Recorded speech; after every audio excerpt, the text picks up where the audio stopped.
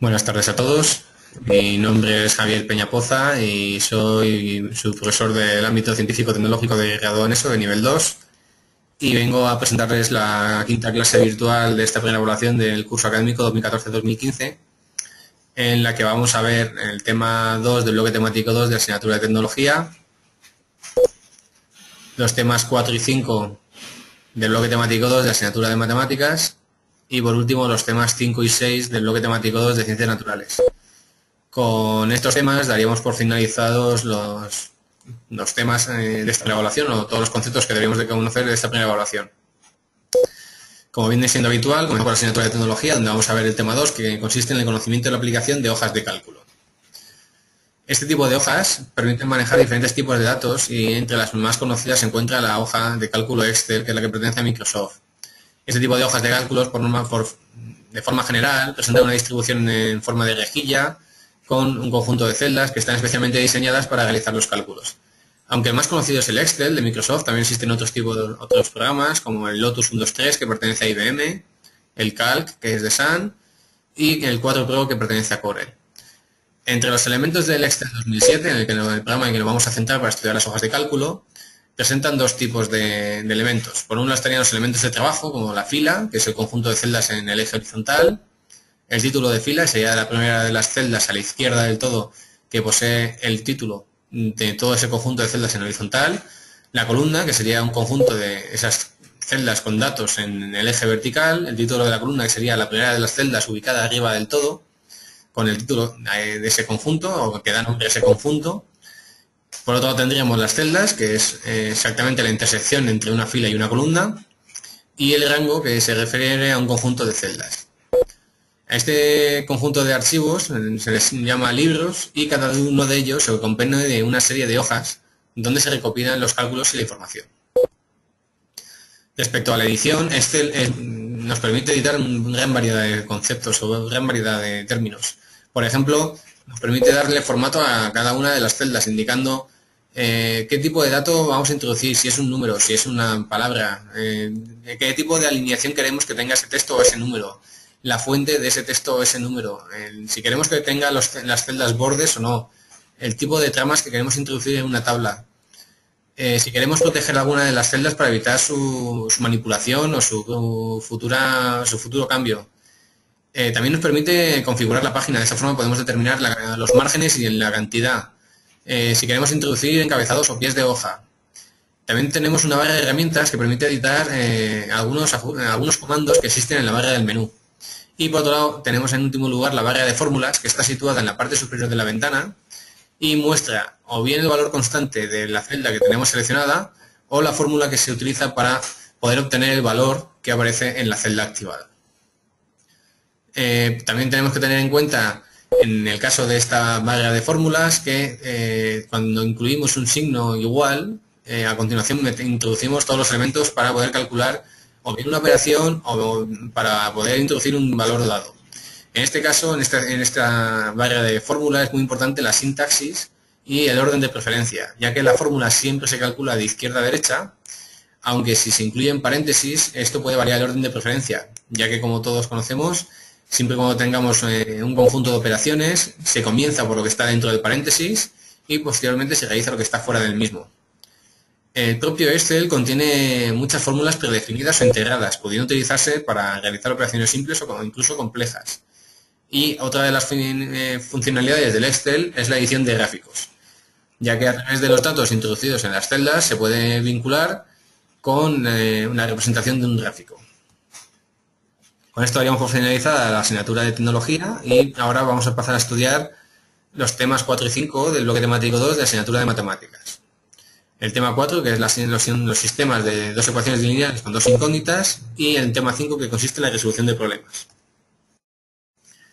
Los sistemas de ecuaciones con dos incógnitas consisten en dos ecuaciones que se han de cumplir conjuntamente. Por un lado tendríamos un número A cualquiera y un número B cualquiera que multiplicarían respectivamente a la X y la Y para dar un número C cualquiera. Y por otro lado, en la ecuación 2 tendríamos un número A' y B', que serían iguales o distintos de la y B anteriores, que multiplican respectivamente a X y a Y para dar otro número C', que puede ser o bien C, o bien A, o bien B, un número cualquiera, ¿vale? Esta sería la forma general de expresar un sistema de dos ecuaciones con dos incógnitas. Para poder despejar las X e Y, o para poder resolver este sistema de dos ecuaciones, podemos aplicar tres métodos. El primero de ellos se denomina método de sustitución y consiste en despejar cualquiera de las dos incógnitas en una ecuación, bien en la primera o bien en la segunda, y sustituir en la otra ecuación la expresión obtenida y resolver esa ecuación. De esa forma conseguiremos obtener una única ecuación con una incógnita y podremos despejarla para poder calcular su valor. De esta forma, una vez calculado el valor de una de las incógnitas, podremos despejar ese valor en cualquiera de las dos ecuaciones y de esta forma despejar la otra incógnita y calcular su valor. El segundo de los métodos es el método de igualación. De esta forma podemos despejar la misma incógnita en las dos ecuaciones. Es una excepción. Es que sí, no, ya no. De esta forma podemos conseguir despejar la misma incógnita en las dos ecuaciones, igualar las dos expresiones obtenidas y resolver de esta forma el sistema. De esta forma conseguiremos obtener un valor que podemos sustituir en cualquiera de las dos ecuaciones y de esta forma calcular el valor de la incógnita que nos queda por calcular. En último lugar, podemos aplicar el método de reducción, que consiste en buscar dos ecuaciones equivalentes a las ecuaciones originales, de manera que el cociente de la incógnita a reducir sea el mismo número de signo contrario. Y de esta forma, al sumarlas, se reduce a una única incógnita, con lo que se queda una ecuación con una incógnita y podemos despejar dicha incógnita para conseguir el valor. Una vez obtenido un valor de una incógnita, podemos sustituir dicho valor en cualquiera de las dos ecuaciones originales y calcular el otro valor de la otra incógnita. Respecto al tema 5 de matemáticas, que es el último que nos quedaría para poder acabar los conceptos de esta primera evaluación de matemáticas, sería el tema de resolución de problemas. En este caso, se usa aplicando el álgebra, ¿vale?, de las matemáticas, que sería el uso de las letras para poder definir varios conceptos. En este caso, de cara a la resolución de problemas, no existen unas reglas fijas ni fórmulas que garanticen la resolución de los mismos, pero, como he dicho anteriormente, es necesario dominar el idioma algebraico. De esta forma podríamos identificar un número cualquiera como un número X, el doble de un número un número cualquiera multiplicado por 2, la mitad de un número si dividiéramos ese número cualquiera por 2, un número disminuido en b, pues cualquier número X al que restamos b, el número anterior sería cualquier número X menos 1, números consecutivos pues podrían ser X, X más 1, X más 2, es decir, un número cualquiera que le vamos sumando 0, 1, 2, etcétera. Un número par es un número cualquiera X multiplicado por 2, ya que cualquier número multiplicado por 2 da lugar a un número par. Y un número impar, por ejemplo, se podría definir como 2X más 1, ya que cualquier número par, es decir, aquel que se define como 2X, si le sumamos 1, siempre nos va a dar un número impar. Como procedimiento, indicar que conviene leer muy bien el enunciado del problema, definir las incógnitas a nuestro antojo o bajo nuestro criterio, intentando no repetir el mismo concepto para dos incógnitas distintas, plantear el problema, resolver las ecuaciones y, por último, comprobar si esos resultados que hemos obtenido son coherentes con lo que nos decía el enunciado. Y, por último, la resolución puede darse tener lugar a través de una ecuación de primer grado, una ecuación de segundo grado o un sistema de ecuaciones. Con esto ya habíamos por finalizada la asignatura de matemáticas y por último pasaríamos al estudio de la asignatura de ciencia y naturaleza con el estudio de los temas 5 y 6 del bloque temático 2, las funciones de relación y la salud mental. Empezamos por las funciones de relación, que son el conjunto de procesos por los que nuestro organismo obtiene información de su entorno. Y consta de tres procesos íntimamente relacionados: la percepción, que es la recepción por parte de nuestro organismo de esa información del entorno; la coordinación; y el movimiento o secreción. Es decir, la coordinación sería el procesamiento de esa información y el movimiento o secreción sería la respuesta a esa información.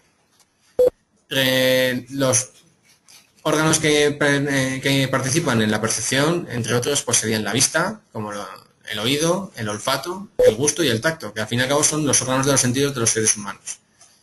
En el caso de la vista intervienen los glóbulos oculares o los ojos. En el oído nos permite escuchar sonidos del entorno y también tiene lugar en el equilibrio o participa en el equilibrio del ser humano. El olfato fundamentalmente participa la nariz. En el caso del gusto participa la lengua y las papilas gustativas, diferenciando sabores como el dulce, el salado, el amargo y el ácido. Y en el tacto participan los corpúsculos de Meissner, que son células sensitivas y específicas que se encuentran en la piel y que participan en este órgano sensorial.